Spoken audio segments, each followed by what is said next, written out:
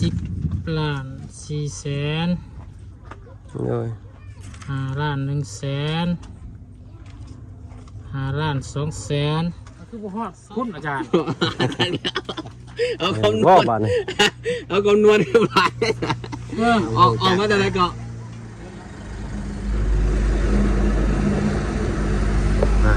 เนาะพี่น้องตัดภาพมาอีกบ้านนี่ก็ย่างใกล้เขามาทางหมู่บ้านสกีพีนอีกคือเก่าคือเดิมพี่น้อยเนาะเพิ่มเติมก็คืออันมาเบิ่งเรื่องเสาเนาะทางอาจารย์ลาวเพิ่นมาเบิ่งแล้วว่าไม้มันแตกมันยังว่าเปลี่ยนได้บ่หรือจังไดพี่น้อยเนาะได้ครับไปสอบถามเพิ่นเบิ่งพี่น้อยเนาะเนาะสถานการณ์ตึงเครียดแต่พี่น้อยเนาะวันนี้เนาะกะปะไว้ก็เอามากะจุบๆงามๆมันได้พี่น้อยเนาะแต่ว่ามันก็สิติดอยู่กับเฮานี่แหละเนาะเอามาปะตากแดดตากฝนไว้เนาะถ้าคิดไปไว้ใส่เนาะมันก็บ้านเพิ่นก็เกรงมุกเกรงใจเพิ่นพี่น้อยเนาะครับไปอันฟังทางอาจารย์ลาวเพิ่นว่าก่อนพี่น้อยเนาะ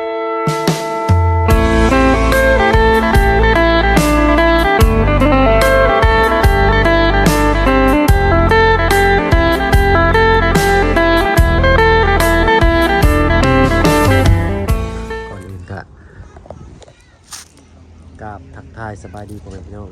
หมู่เพื่อนกันเบิดสุขคนเนาะวันนี้ก็พบพ่อกับช่องบ่าวเพิ่งเคยละอีกคือเก่าคือเดิมพี่น้อยเนาะเพิ่มเติมก็คือก่อนกลับบ้านก็สิแวะเวียนเข้ามาเยี่ยมยามทางพ่อตู้7 ปีเพิ่นพี่น้อยเนาะแต่ว่าเอิ้นพ่อตู้เรียกนี่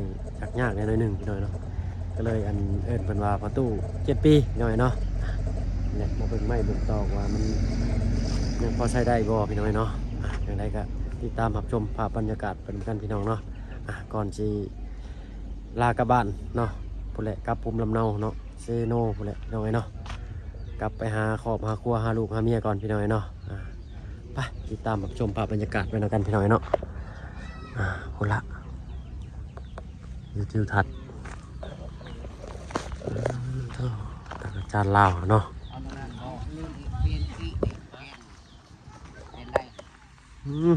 ที่ได้เปลี่ยนจากนั้น เนาะบัดนี้เนาะเป็นเห็ดเป็นสิเปลี่ยนวะโดยเจ้าสบายดีเจ้าเนาะสบายดีทางอาจารย์ลาวเพิ่นพี่น้องเนาะกับประตูนี่แหละกับปบุญโดยสิเปลี่ยนเช้าให้แล้วเปลี่ยนมากกับตากแดดอีกโดยแต่อีกขอถือ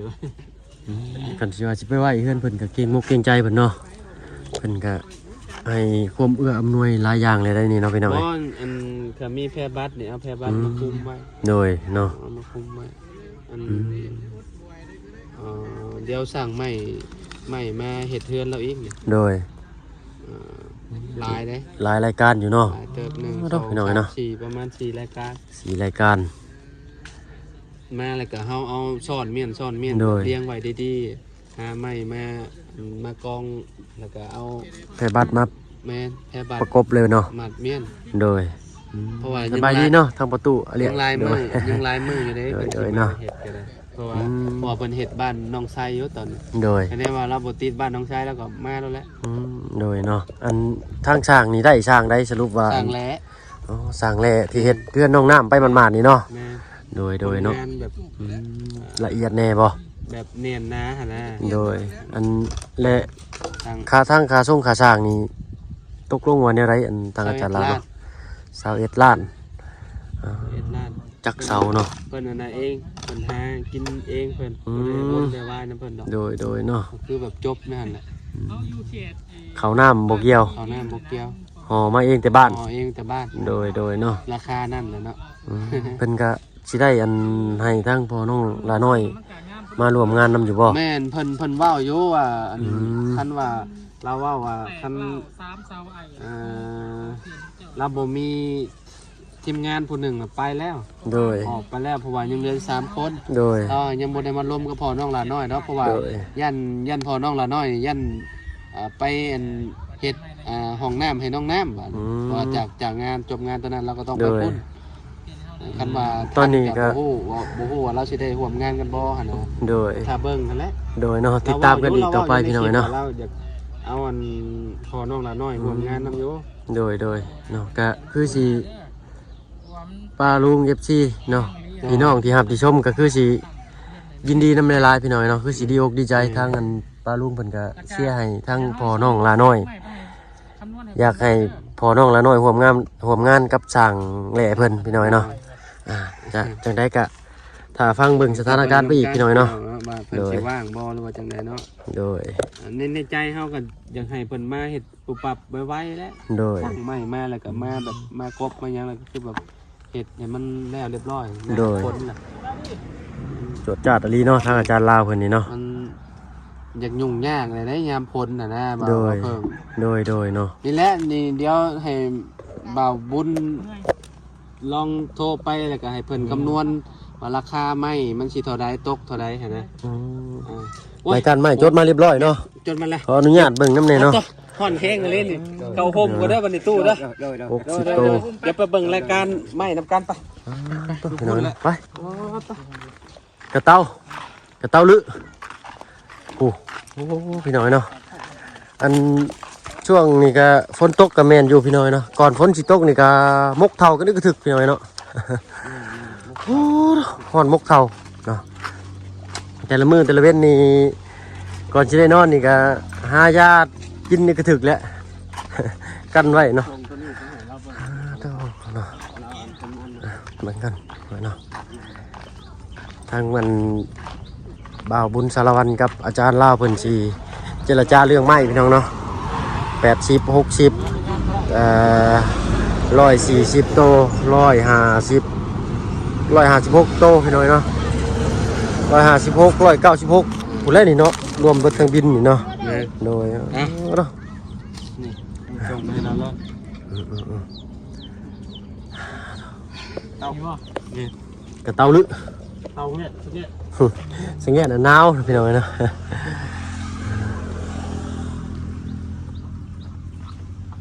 เฮ็ดปานซ้ำสิเฮ็ดพี่น้อยเนาะพอได้สนได้เช้ากระตุ้มน้อยอันน้องละน้อยเพิ่นนี่แหละเนาะสบายดีเด้อน้องละน้อยเนาะโดยสบายดีเจ้า จิ้วสบายดีน้องลาน้อยบ่ได้ไปใส่บ่ล่ะน้อย เนาะ ฮ้อน สังเกตลึพี่น้อยเนาะเอ้ยขอโทษ ตก ขอไป บ้าน กระเต้าลึ อะไรน้อย พี่บ่ได้ตก ตอนข่อยอยู่บ้านน้องไส้ฝนตกจ้าๆอยู่พี่น้อยเนาะ อยู่ เพิ่นมาส่งไม้พอดีตอนนั้น แล่นออกมาแต่บ้านอันนี้ก็ตกแล้วอาจารย์ ได้มาอีกแล้วเด้อ เมื่อฮอดตัวแลบัดลงเมื่อนี่สิตกลัดทางอีกบ่จักเนาะ ยันแม่นอยู่ทางรายการเนาะตามนี่แหละเดี๋ยวให้เพิ่นส่งบินมาให้เบิ่งว่าราคามันสิเท่าใดพี่น้อยเนาะสิเบิดจักล้านเนาะ ขออนุญาตเนาะเหมือนกัน เฮ็ดเทือนให้ประตูเอาเละเพิ่นเนาะ 5M โต 5M นี่คืออันยังอันอาจารย์ 5 เมตร อ๋อ5เมตรเนาะ 5 เมตร โอ้ยทางบ่าวเพิ่งก็บ่เคยได้สั่งจักเทื่อพี่น้องเนาะหนึ่งไม่นา5คูณ15 16โต โตเผื่อบันไดพร้อม 5เมตร มี เนาะ ไม้หาคุณ10ประมาณ80โตนะ โดย 5เมตรคือกัน โดย แล้วก็ไม่สี่ไอ้ไม่48 โดย 48 60โต 196 แล้วก็ โตบ่ แป้นปู40แผ่น โดย คนเนี่ย เอาเนาะ เป็นทีละ เท่าพี่น้อยเนาะ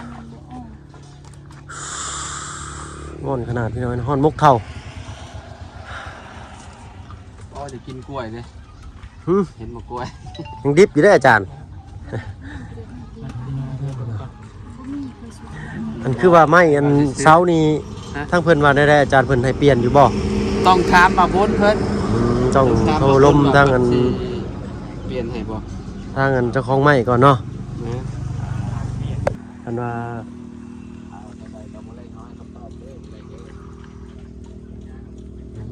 น้องมาเนี่ย เรื่องหาคำตอบ คำนวณตัวนี้มาให้ค่อยก่อนว่าจะรู้ราคา เนาะ โดยโดยยังได้กาฝากติดตามนะครับบางเด้อจะได้กาถ้าว่าเปลี่ยนได้เขาอยากรวนเบิ่งใหม่ที่มัน180 แตกได้หรือว่า 196 เป็นใหม่ 196 ไม่ถือว่ามันดีๆนะมีแก่นเลย ได้หรือว่าไม่ดีพังนะแล้วก็สเปคใหม่ที่เฮาโอนที่เฮาส่งไปให้ในรายการจังได้ก็คำนวณให้เฮาเบิ่งในเด้อว่ามันตกราคาประมาณเท่าไหร่เนาะว่ามันสิพองบเงินที่เฮามีหรือบ่เนาะ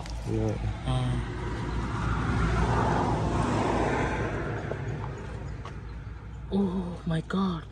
196โตใหม่ พี่น้อง เนาะ เอ้ย เราพี่น้อยเนาะ เมื่อกี้นี่เขาไปเบิ่งไม่ หน้า5 x 15 16ตัวเมตรเนาะไม่หน้า5 x 10 80ตัว5 x 10 80 เมตร ไม่48 60ตัวไม่เป็นปู40ตัว เท่านั้น อืม ตัวเทิงเนี่ยเพราะว่ามันมีหลังคานั่นเด้มันหลดหลาย อืมอืม ใส่หลังคาพร้อมใส่โตวปูแปนพร้อมคานนะ สรุปว่าได้แบบ เนี่ยอะไรเนี่ยอาจารย์ บวกเบิ่ง นี่ กระตุบบ่ อาจารย์ แม่ โดย ฮะ ทางประตูเพิ่น จะ ก็ มีโทรศัพท์ก่อน ฮะ มันมักสไตล์กระตุบเพิ่นว่าเนาะ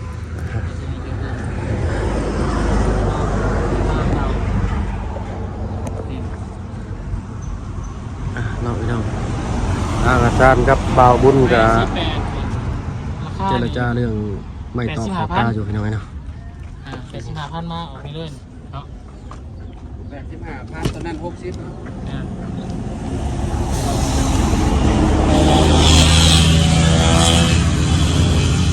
ไม่ตัวได้บ่บุญนั่นราคา 85,000ตัวโตนึงนะไม่ตัวได้ว่าอัน 85,000ตัวโตนึงเส้นนึงนะ ไม่นะไม่48ไม่48อันนี้เนาะ60โต 85,000 ไทยจะบอกว่าแต่ก็มันจำกลม อันนี้85ไม่48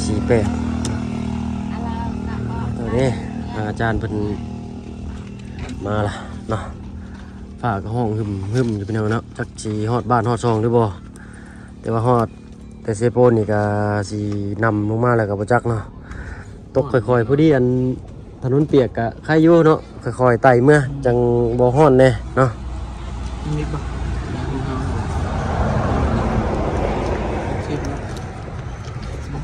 60คูณเนี่ย 60คูณ85 85 คูณ85 5ล้านไปแล้วเนี่ย อ๋อต้อง5ล้านหนึง 5ล้าน1แสน โดย แล้วก็ ไม่แป้น ไม่แป้นเท่าไหร่ 130 จักแผ่นละ 40 แผ่นอันนี้จื้อไว้เลย มีมิกเนาะ โดยมีอยู่บ่ใช่ละบัดนี้ 5ล้าน1แสนเด้อ โดย5ล้าน1แสน โอเคเอาก่อน5ล้าน1แสนเอาไปแป้นคูณเท่าไหร่คูณเท่าไหร่ 130 130,000อันนี้ก็ได้5ล้านเลยเด้นี่ก็ได้ โดย 5ล้านกับ2แสนตัวนั้น5ล้านหนึงตัวนั้นน่ะ 48 10 10ล้าน3พี่น้อง 10ล้าน3เลย โดย โต 5ล้านหนึ่ง ตัวนั้น5ล้านหนึงตัวไม่48 5ล้านหนึ่งโดย แต่ตัวนี้นี่5ล้าน2 5ล้าน2จะเอาไปอันปูเนาะโดย ล้านสอง ตัวไม่5คูณ10บัดนี้5คูณ10ประมาณเท่าไหร่ 5คูณ10 80โตโดย คูณ10130คือกัน 130อ๋อต้องตัวนี้แห้งสีตกเข้าไป 10ล้านกับ4แสน 10ล้าน4แสนเป็นไม่อันหน้า15คูณ10บ่ 10ล้าน4แสนแต่ตัวนั้น 5คูณ10หน่อยเนาะขอโทษขออภัย ตัวนี้มัน5คูณ15 16ตัว คูณ15 16ตัวคูณ 230,000 2,300,000 3 ตัวหน่อยนี่แห้งแพงเนาะพี่น้อง 3ล้าน 3ล้าน 3ล้าน6แสน80พัน 3ล้าน6แสน80,000 มาบวกเขาด้วยป่ะนี่บวกน้องมึงเนาะ อ้าวไล่ มีแล้ว จังหวัด ประมาณ10ประมาณเกือบ3ไปล้าน โอ้ย 10ล้าน4แสน โดย 5ล้าน1แสน5ล้าน2แสน24ล้าน ลองบวก 24ล้าน380,000 มีแต่รอตัวเลขน้ำเพิ่นบ่นี่เนาะ อันนี้บินที่ ข่อยเอาจดจากที่เคยซื้อกับเรา แม่น แต่ว่าข่อยซื้อกับเราตลอดกะ ราคานี่เนาะ ค่านี่ตะรนเลยนะ แต่ก็ แต่ตอนข่อยสร้างตอนนั้นก็น่าสิคือกันนั่นแหละสร้างให้อันยังอยู่บ้านนั่นน้องปูนานะการเจ้าเดียวกันกับบาบุญสั่งนั่นเนาะ สั่งตลอดเป็นกระสิบรุษเนี่ยบ่เนาะ บินมาเลยกันว่าออกมาราคานี่ก็คือแบบสั่งเลยนะสั่งเลย อันนี้ก็คือทางอันบาวบุญชาละวันเป็น ประมาณนั้นเนาะอาจารย์เนาะ ที่เคยได้อันสั่งที่ผ่านมาพี่น้อยเนาะ ประตู แล้ เรี วย ก ก็เลยมาไล่คร่าวๆเนาะเอาจากบินเดิมที่เคยซื้อพี่น้อยเนาะแต่ทางอันเจ้าของใหม่เป็นนี้ก็ยังบ่ทันตีราคามาให้พี่น้อยเนาะจักสิมีการปรับเปลี่ยนอะไรก็บ่ฮู้ก็เราลุ้นไปทำกันอีกพี่น้อยเนาะต้องพี่น้อย โตรายการนั่นแหละสั่งซื้อไม้มาเลยได้ทุกข่อยเห็ดข้าวได้นี่ เนาะเก่งก็คือคักแท้นี่ใส่บ็อกเซอร์เลยล่ะเฮ็ด ละคร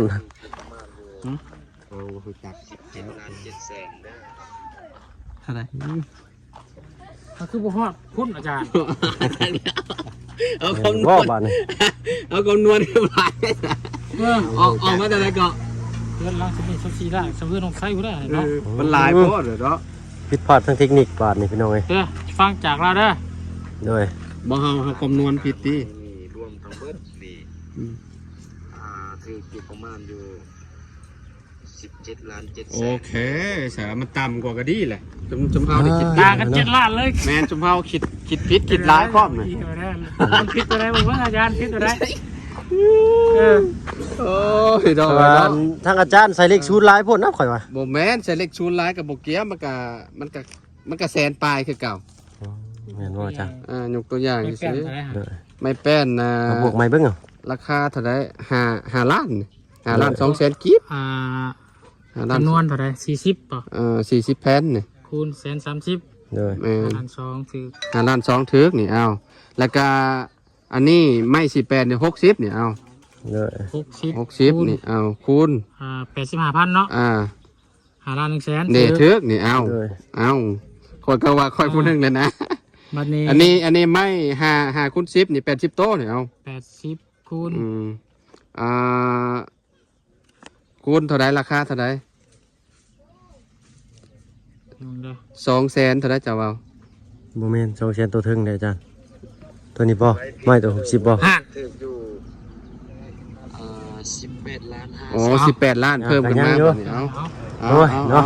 เอาไปที่ไปถือเอาไหมเอาไหม เอา อันคันเพิ่นส่งมาอีกบ้านนี้ก็สิ ถือ2รายการอ่ะเนาะ หนึ่ง เอาเนาะ คือสิอันถึกเท่าไหร่บ่จักบัดนี้เนาะ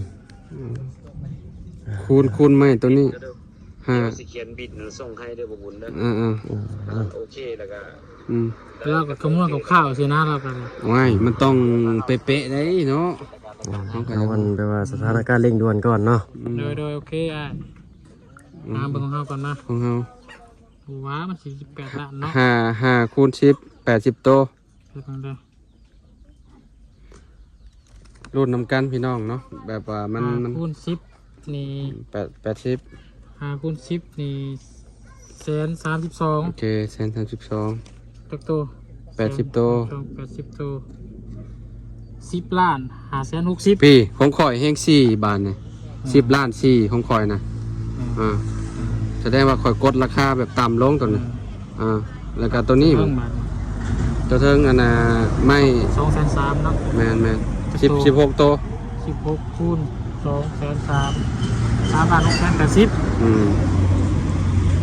ถือว่าเดี๋ยวเนาะ แมนตัวนี้ถือตัวนี้ตัวเทิงนี่ถือ 3 แต่ บา ว่า ทเส้น80 แต่ว่าตัวนี้นี่มันต้องขึ้นมาวางหาตัวนี้ เด้อ มันต้องขึ้น 10 มา ล้า วาน งหา 540เนาะ มันก็ตกอยู่ เอาร มั วน ม มันสิมีมันก็24ล้านกับ480,000 รวมบวก แม่นเหรอวะ คูณเนาะ5ล้าน2เนาะ อืม บวก5ล้าน1เนาะ อืม บวก10ล้าน540เนาะเมื่อกี้เนาะ 10ล้าน540บวก3ล้าน680เนาะ อืม 24ล้าน520,000 แม่ก็สิประ 24ล้าม าน ณ 520,000 ก็สิคือกันนั่นแหละเราไปตอนนี้น่ะเราไปคำนวณเบิ่งนะ เราไล่ เราแบบ ข้าวให้ เราไล่ เนาะ ข้าวๆซื้อ แต่ว่าได้เป็นล่างกับนี่แล้วเนาะ แม้ถ้าได้สำนั่นก็คือแบบตัวนี้น่ะก็ลดลงมาหลายเลยนี่แล้วก็ เอาเราชมเบิ่ง โดย เนาะเราสิคำนวณประมาณช่วงแรงแหละตะเบิ่ง โดย รายการที่ข่อยเอามากินนี่ข่อยไปให้ทางห้านไปคำนวณให้ อย่างอื่นนี่ รายการที่เพราะว่าเป็นรายการไม่ ไม่แบบดีเลย แม่น เนาะ ไม่อันเป็นไม่ ไม่ร้อยเนาะ ไม่ร้อยเลยนี่นะแบบว่าไม่เพิ่นคัดมาอย่างดีเลยพี่น้องเนาะ จาก2,300,000 2,500,000 เป็น250,000ตัวนี้ก็ จาก เส้นหก อันนี้200,000 อันนี้ เส้นหกบ่ 132เมื่อกี้นี่ 132บ่ของเจ้าแล้วก็ตัวนี้ไม่48นี่เส้นหนึ่งก็ประมาณ120,000 ต่างลาวนี่เนาะ มันเป็นไม่ย่างเบิดทุกอย่างเลยเนาะเพิ่นให้เพิ่นคำนวณคร่าวๆมาพี่น้อง32ล้าน ท้องฟ้าก็ดำดีมาเลยเนาะ ไอ้ตู้เอ้ยเงินอยู่ในเฮามีนี่คือแบบจบไปเลย 50,000 บาทเนาะ เออ เอารอติดตามมาทำการอีกเนาะ โอเค ต่อมา โอ ตอน เค ไหนเนาะ โอเคโดย จะได้การเรื่องเสากาเดียคนติดต่อมาอีกคนนึงเนาะ เออ เราติดต่อได้เปลี่ยนได้กับเอามันเอาตัวดีมาไหนแล้ว อืม ในโอยนี่มาแล้วมันแตกที่เก่ามันดูครับไหนเนาะสีเราเป็นคนตื่นได้โดยเพราะว่าทั้งแม่เพิ่นก็โทรหาบุญอยู่พี่น้องนะเป็นเจ้าของน้ำซื้อเสามาแล้ว อืม แต่เอาตัวดีให้ทั้งประตูเพิ่นแน่เนาะจะเอาตัวแตกตัวแม่งนะติดให้ตัวดีไปเลย คนก็ว่าได้แตกใครแน่เอาแล้วมันมีใหม่ยาก เอาประมาณนั้นอาจารย์เนาะ โดย มีแต่ เนาะ อันนั้นรายการออกมาแล้วก็คือแบบสั่งไปเลย โดย แบบว่ามันรอบ่ได้แล้วพี่น้องเพราะว่าหน้าพ้นแหละ เพื่อให้พึ่มมาอยู่ตลอดเลย คู่อยู่ต เว ลอ ลา ด ใหม่ เนาะ มากก็คือมีแต่เลี้ยงเม่นให้มันงามๆเพราะว่าเพื่อกระเจ้าสีเห็ดตู้เอ้ยเนาะถิ่มใบละเงิงละงางมันก็สีขดสีงอมันเป็นใหม่ๆได้ เออมีแต่เอาไม้ห้องขึ้นเนาะ แม่น ไม้ห้องขึ้นในวิดพื้น ขอข้างในแล้วเนาะ แม่นเห็ดข้อเม่นแล้วก็ลัดเม่นเลยเนาะบ่ให้มันหาวมันยังลายมืออยู่เผื่อเราสีแล้วบ้านน้องไส้ก็ได้ เพราะว่าเราเห็ดอยู่2คนอยู่ฮะ เออ เพราะว่าราคาบ่ลงโตกันเลยก็เราก็เลยว่าเห็ด2คนก็ได้แต่ตอนนี้ก็ได้ร้ายแล้วสีแล้วแหละเหลือแต่อันนั้นเหลือแต่เทพื้นแล้วก็อันไม่พาเชล่าแหละแล้วก็โบกเท่านั้นแหละ ทางบ้านน้องน้ำบ่อาจารย์ ว่าบ้านน้อ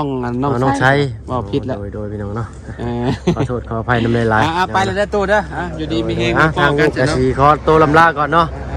โดยสบายดีเจ้าเนาะไปทางเฮากะเดินทางกลับบ้านโชคดีมีชัยกันเบิดผู้สุคนพี่น้อยเนาะป่ากระห้องมาหึมเลยพี่น้องเนาะมีแต่สีทางบ่าวบุญชลวันเพิ่นกะสิได้ครับบินมาจากไอ้ทางอันพอค่าขายไม้แล้วก็สิส่งให้ทางอาจารย์ลาวเพิ่นอีกพี่น้อยเนาะเพิ่นว่าตอน4ค่ำๆพี่น้อยเนาะแต่ราคาตีมาคร่าวๆก็ประมาณ24ล้านเนาะ28ล้านเนาะแต่ว่าทางพอค่าขายไม้เพิ่นตีคร่าวๆมาน่ะประมาณ18ล้านปลายพี่น้อยเนาะแต่เฮาก็ไล่เอาจากราคาเดิมหรือว่าเพิ่นสิลดราคาลงได้ก็บ่ฮู้เนาะแต่ก็ราคาเบาลงก็ดีอีกพี่น้อยเนาะจะได้มีต้นทุนไปเฮ็ดอย่างอื่นให้สำเร็จลุล่วงไปแบบไวๆเนี่ยพี่น้อยเนาะตอนนี้ก็หน้าฝนแล้วเนาะมากินนี่กับฝนตกพี่น้อยเนาะสำหรับคลิปนี้ก็ลาแล้วพี่น้อยเนาะขอตัวลาก่อนพี่น้อยเนาะกลับสู่ภูมิลำเนาก่อนบัดนี้เนาะนี่ก็เป็นเวลาบ่ายแก่ๆพี่น้อยเนาะคือคึมๆสิก็เย็นเนาะถ้าว่าบ่คึมฝนนี่ก็ร้อนอยู่กับบ่ได้พี่น้อยเนาะทางมาเพิ่งก็เว้ากันหลายใจกันห่างพี่น้อยเนาะขอตัวลำลาพี่ลาน้องกับภูมิลำเนาก่อนพี่น้อยเนาะจากลูกอันห่างลูกห่างเมียมากะหลายมื้อหลายวันเลยพี่น้อยเนาะตั้งแต่วิทย์สงกรานต์ปุ๊บก็มาเลยพี่น้อยเนาะทั้งลูกก็บ่สบายแน่เนาะเป็นไข้หากระเซาเนาะจากเซาไข้หายไข้แล้วก็เป็นพื้นพี่น้อยเนาะ